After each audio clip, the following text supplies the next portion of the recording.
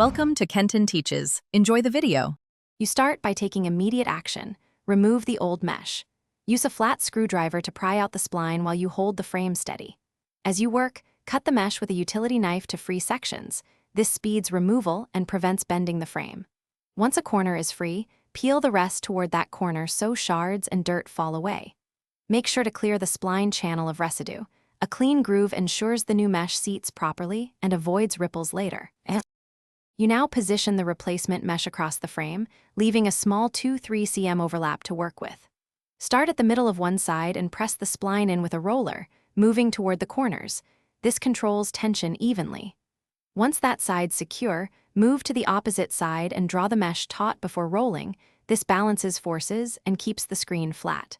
Rotate through adjacent sides, checking alignment as you go, and trim excess with a sharp blade. When the spline is fully seated and smooth, you finish by trimming the excess mesh close to the spline so edges look neat and won't catch. Then inspect every edge and corner. Press the spline further where small gaps appear and re-roll to remove tiny wrinkles. If a section puckers, release the spline in that area and retension the mesh before reseating it. Using clamps or a helper to hold tension helps. Finally, clean the frame and reinstall the screen. If you still see issues, repeating the tension and roll step. Thanks for watching. Please subscribe if this video was helpful.